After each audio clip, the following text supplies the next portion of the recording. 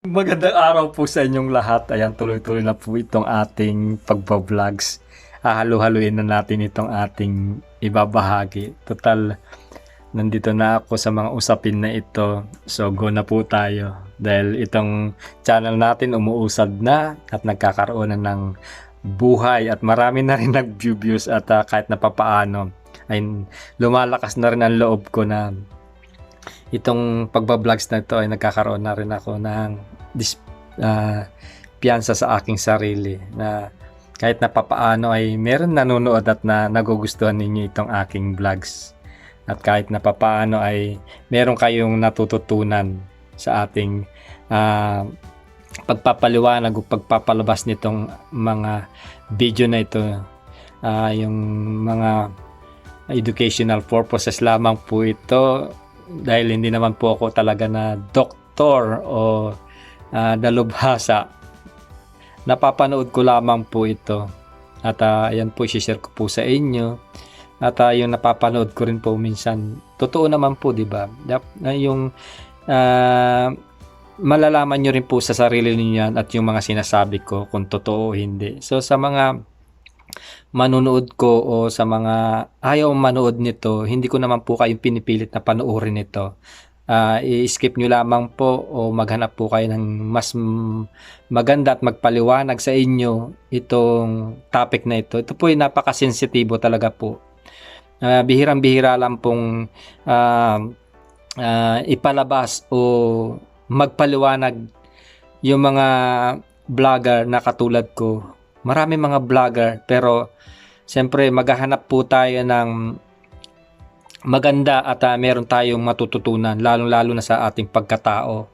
Lahat tayo may mga choices po tayo na gustong panoorin lalo-lalo na sa content na panonoorin natin. Kung meron tayong matututunan o wala, marami tayong gustong panoorin. Yung iba nag-tutorial na magpaganda, di ba? Yung iba sa pagkain, yung iba sa traveling, yung iba nagmumukbangers. So sa akin po, mapapanood nyo dahil hindi pa tayo talagang hasa o ganun kagaling na panood ng maganda at talagang magugustuhan ng tao dahil hindi pa po ako famous. Kumbaga maliit pa lang ako na small YouTuber na sana kahit man lang sa panonood ninyo ay kahit na maliit akong YouTubers at least na ipapahayag ko at nasasabi itong diretsahan po sa inyo. Dahil ito pong usapin na to napakasensitibo po talaga, hindi po talaga talagang i-advise na manood lalong-lalo sa mga kabataan. Sa mga manonood ko lamang po na yung kanilang kaisipan ay naayon sa kanilang edad at maintindihan po itong tinatopic natin na ito na talaga pong lalo-lalo na sa middle age na katulad natin na gustong mapanood ito at gustong malaman kung bakit ang kanilang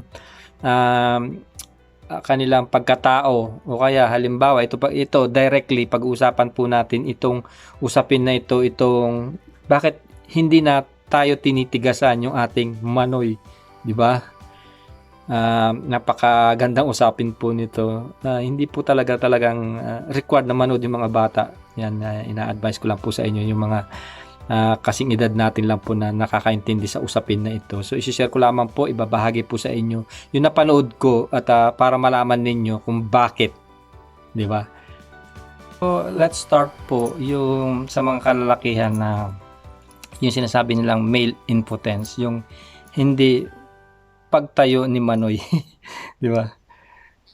Yung mga kalalakihan dyan, yung tinatawag nila na yung male impotence. Ito yung medical na condition kung saan ang isang lalaki ay hirap na hindi kaya patindigin yung kanyang ari habang siya ay nakikipagtalik, di ba? Maaring ito rin na erectile dysfunction ay hindi kaya patagalin ang pagtindig ng kanyang ari. Sa panahon ngayon, pangkaraniwang ginagamit ang mga gamot tulad ng sildenafil upang pagandahin ang daloy ng dugo sa sandata at magdudulot ng erection. So, bagamat karaniwan ito sa may edad na pataas na 70, 75, di ba? Pataas, maaring itong maranasan ng mas bata na lalaki. Walang tiyak na edad kung kailan mararanasan ng isang individual ang mga sintomas na ito.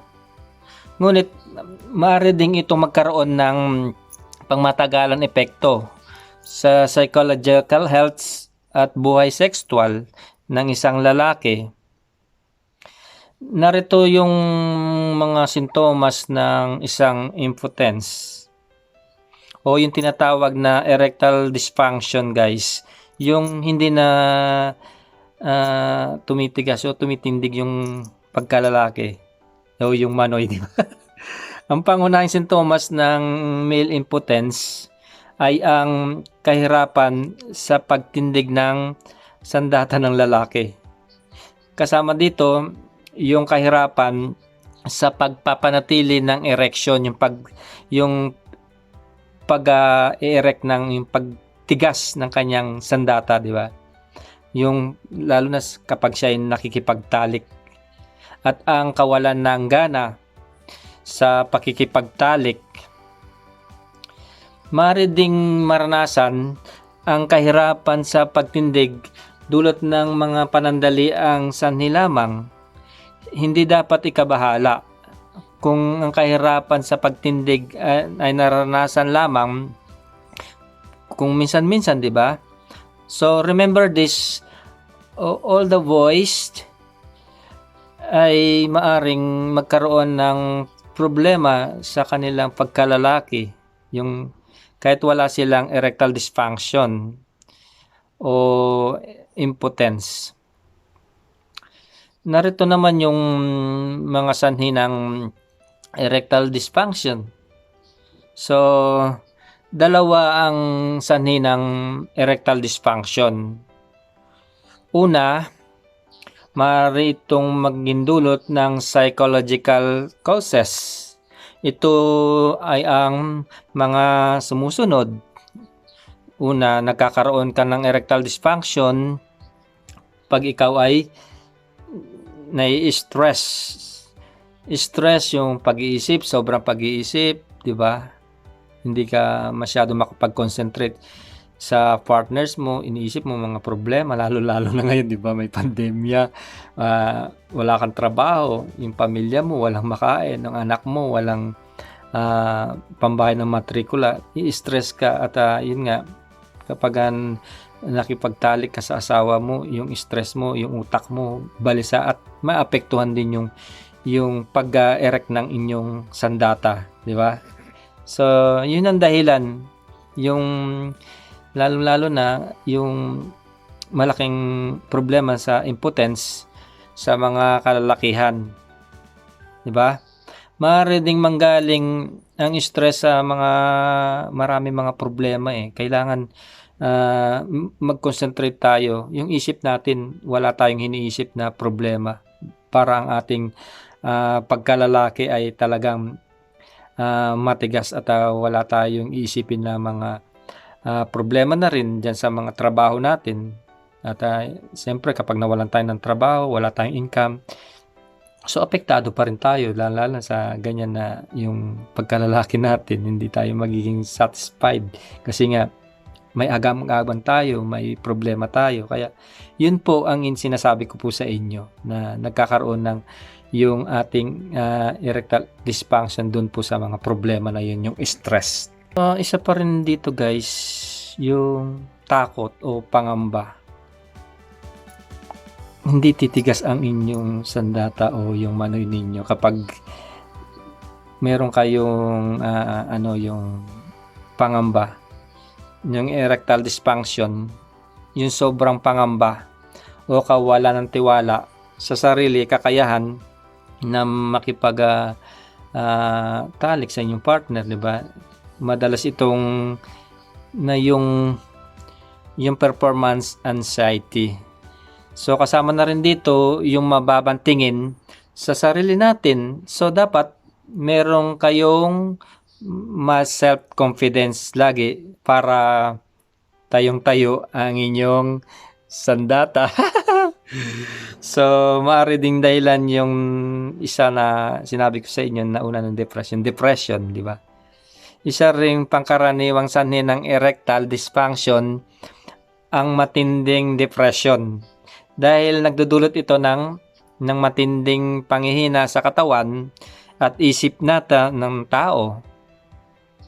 Ang mga gamot na mga depression ay ang maaari ding magdulot ng ED bilang side effect. So iwasan nyo ma-stress. Alam nyo pa yung ED, yung erectile dysfunction na sinasabi ko. Magkaroon ng pangamba yung mga depression. Kasi yung nagiging dahilan kung minsan yung pagkakaroon ng impotence, yun ang psychological process. Mayroon din mga physical na karamdaman na maaring magdulot ng erectile dysfunction, yung ED. So ito naman yung physical na karamdaman. Yung sobrang napapagod o nangihina, hindi tumatayo ang inyong sandata, sobrang pag-inom ng alak, di ba? Sa mga lalaki, lalong-lalo na sa mga lasenggo dyan. Di ba? Napapansin nyo? Yung mga manoy ninyo? Hindi tumitindi kapag nalasing to. So, iwasan yung pag-inom ng alak, yung mga lasenggo dyan. Di ba? Yung manghihina kayo. At saka isa pa guys, yung sobrang paninigarilyo. Di ba? Sakit sa utak.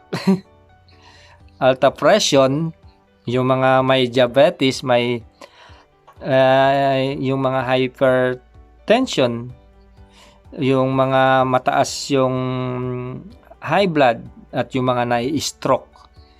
Yan yung mga physical na dahilan na maaring magdulot ng erectile dysfunction. So, naintindihan nyo na.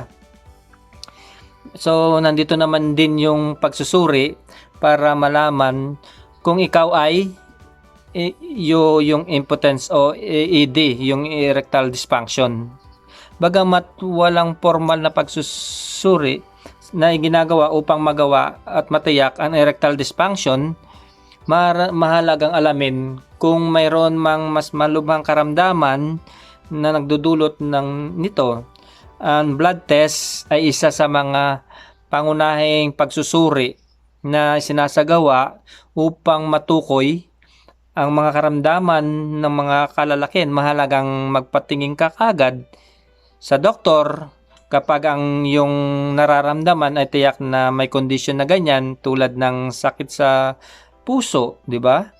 Yung may diabetes o sobrang taba, yung obesity, di ba? Maraming kadahilanan. So, kung magpapatingin kayo, aas ng doktor yan. Ang kasaysayan ng medical na yung mga nagpatingin, yung mga istorya ninyo, yung kung meron kayo sakit sa puso, sa diabetes, o yung meron kayong sakit sa inyong puso, yung high blood kayo, 'di ba? Yung sa sobrang taba. So ito rin po, meron din mga test na ginagawa, yung ihi ninyo. Tinitest niyo, tapos yung mga semen ninyo, pinag-aaralan po nila yan. Yung tiyak na sanhi ng hindi pagtayo ng inyong sandata. Paano nga ba ginagamot ang erectile dysfunction o yung impotence? Matapos na tayakin ng mga sanhi nito, mahalagang makipag-ugnayan kayo sa isang doktor upang mapag-usapan ang angkop na paraan ng inyong paggagamot. Mahalaga ito, lalong-lalo sa mga pasyente na ganito na may kondisyon na hindi na tinatayuan, di ba? Na nagdudulot ng erectile dysfunction.